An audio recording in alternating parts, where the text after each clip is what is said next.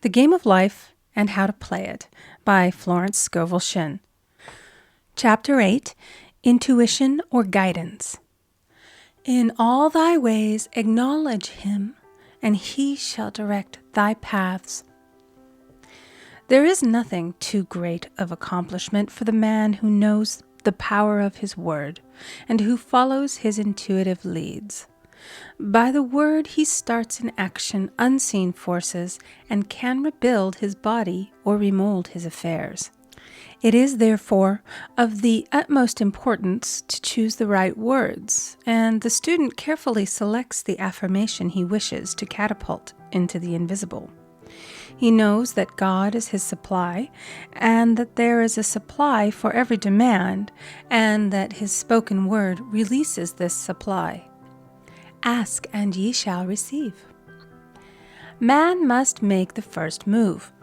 Draw nigh to God, and he will draw nigh to you. I have often been asked just how to make a demonstration. I reply, speak the word, and then do not do anything until you get a definite lead. Demand the lead, saying, Infinite Spirit, reveal to me the way. Let me know if there's anything for me to do. The answer will come through intuition or hunch, a chance remark from someone, or a passage in a book, etc., etc. The answers are sometimes quite startling in their exactness. For example, a woman desired a large sum of money. She spoke the words, Infinite Spirit, open the way for my immediate supply. Let all that is mine by divine right now reach me in great avalanches of abundance. Then she added, give me a definite lead. Let me know if there is anything for me to do. The thought came quickly. Give a certain friend, who had helped her spiritually, $100. She told her friend, who said, wait and get another lead before giving it. So she waited, and that day met a woman who said to her, I gave someone $1 today. It was just as much for me as it would be for you to give someone 100. This was indeed an unmistakable lead, so she knew she was right in giving the $100. It was a gift which proved a great investment, for shortly after that, a large sum of money came to her in a remarkable way. Giving opens the way for receiving. In order to create activity in finances, one should give. Tithing, or giving 1/10 of one's income, is an old Jewish custom and is sure to bring increase. Many of the richest men in the country have been tithers and have never known it to fail as an investment. The 10th part goes forth and returns blessed and multiplied, but the gift or tithe must be given with love and cheerfulness, for God loveth a cheerful giver. Bills should be paid cheerfully. All money should be sent forth fearlessly and with a blessing. This attitude of mind makes man master of money.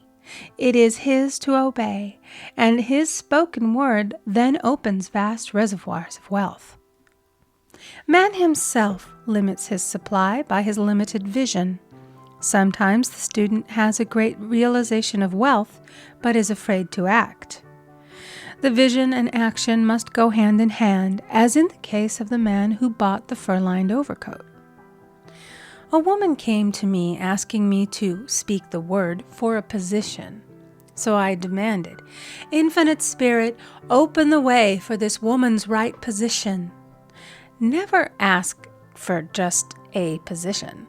Ask for the right position, the place already planned in divine mind, as it is the only one that will give satisfaction. I then gave thanks that she had already received, and that it would manifest quickly. Very soon she had 3 positions offered her, 2 in New York and 1 in Palm Beach, and she did not know which one to choose. I said, ask for a definite lead. The time was almost up and was still undecided when one day she telephoned. When I woke up this morning, I could smell Palm Beach. She had been there before and knew its balmy fragrance. I replied, well, if you can smell Palm Beach from here, it's certainly your lead.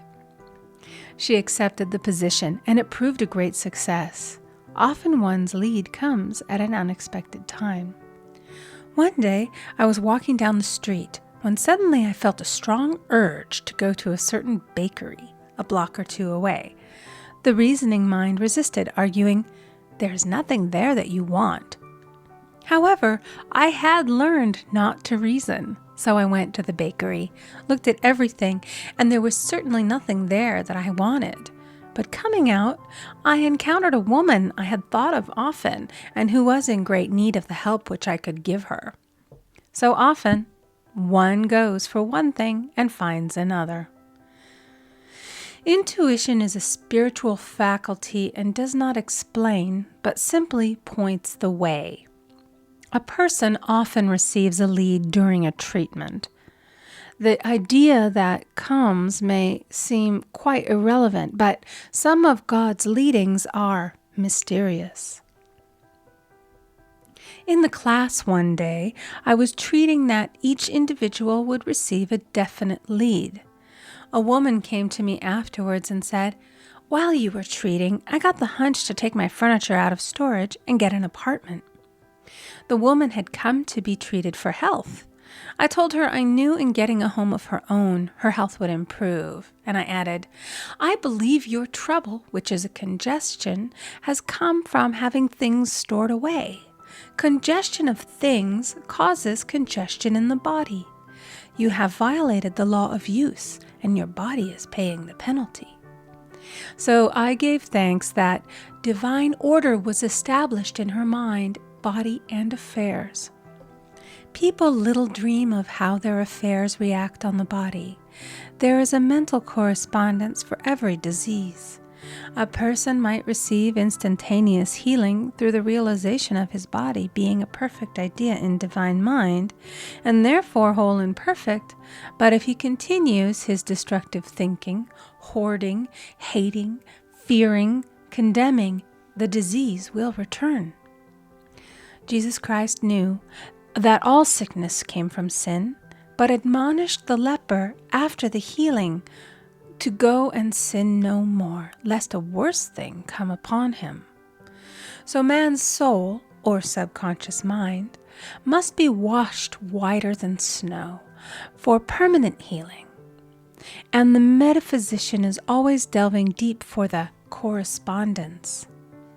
Jesus Christ said, "Condemn not, lest ye also be condemned.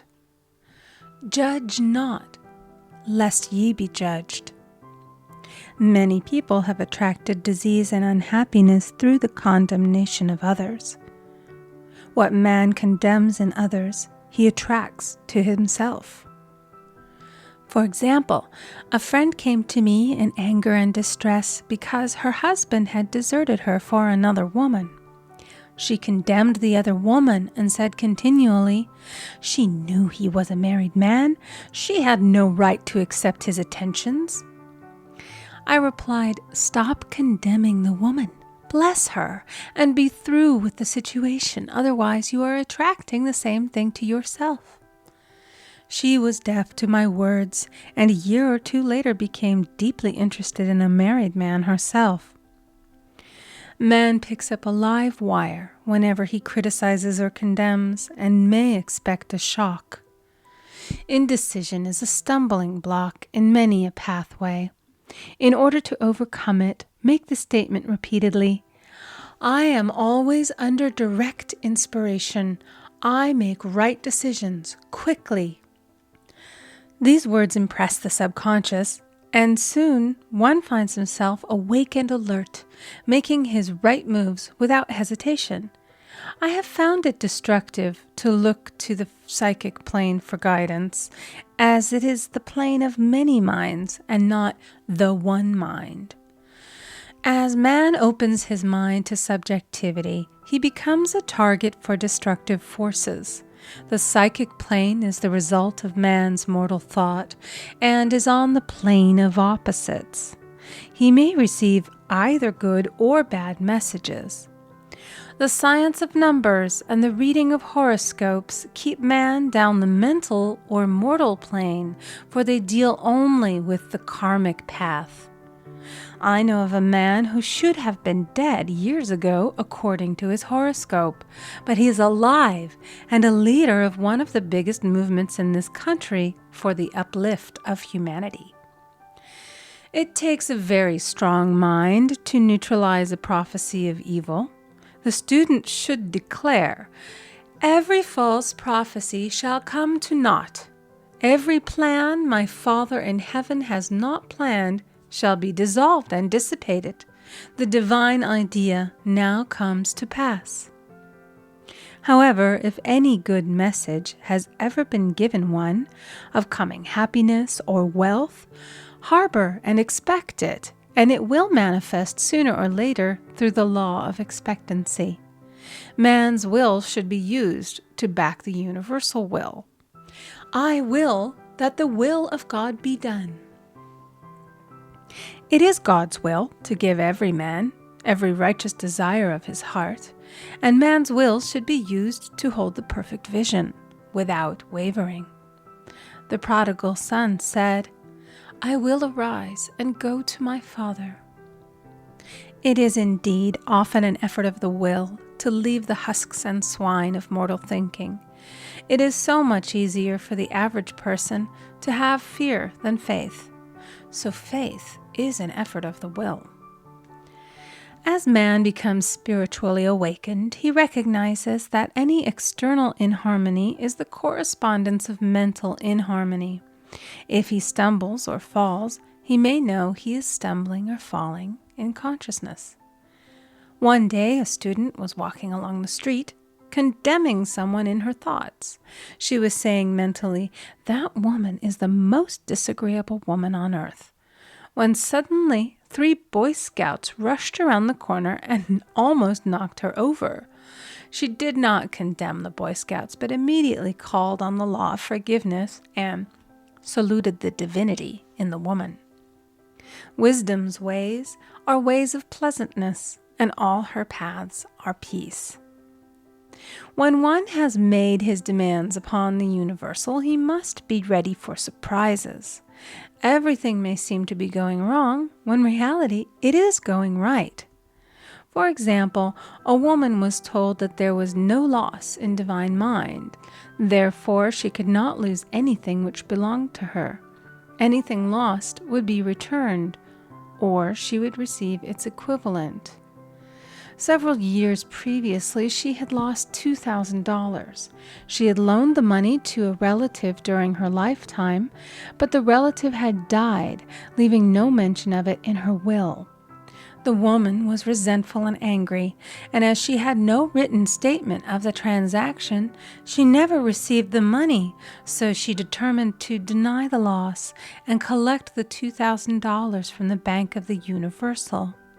She had to begin by forgiving the woman, as resentment and unforgiveness closed the door of this wonderful bank. She made this statement, "I deny loss. There is no loss in divine mind. Therefore, I cannot lose the $2,000 which belong to me by divine right. As one door shuts, another opens." She was living in an apartment house which was for sale, and in the lease was a clause stating that if the house was sold, the tenants would be required to move out within 90 days. Suddenly, the landlord broke the leases and raised the rent.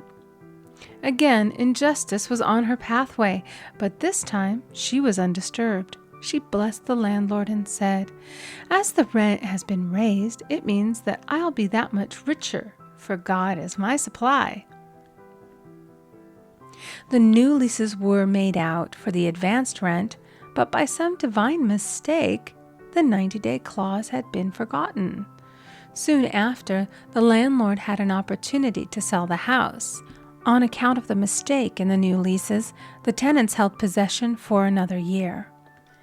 The agent offered each tenant $200 if he would vacate. Several families moved. 3 remained, including the woman. A month or 2 passed, and the agent again appeared. This time he said to the woman, "Will you break your lease for the sum of $1,500? It flashed upon her, "Here comes the $2,000. She remembered having said to friends in the house, We will all act together if anything more is said about leaving. So her lead was to consult her friends. These friends said, well, if they have offered you $1,500, they will certainly give $2,000. So she received a check for $2,000 for giving up the apartment. It was certainly a remarkable working of the law, and the apparent injustice was merely an opening for the way for her demonstration. It proved that there is no loss, and when man takes his spiritual stand, he collects all that is his from this great reservoir of good. I will restore to you the years the locusts have eaten. The locusts are the doubts, fears, resentments, and regrets of mortal thinking. These adverse thoughts alone rob man, for no man gives to himself but himself, and no man takes away from himself but himself. Man is here to prove God and to bear witness to the truth. And he can only prove God by bringing plenty out of lack and justice out of injustice. Prove me now herewith, saith the Lord of hosts, if I will not open you the windows of heaven and pour out a blessing, that there shall be not room enough to receive it.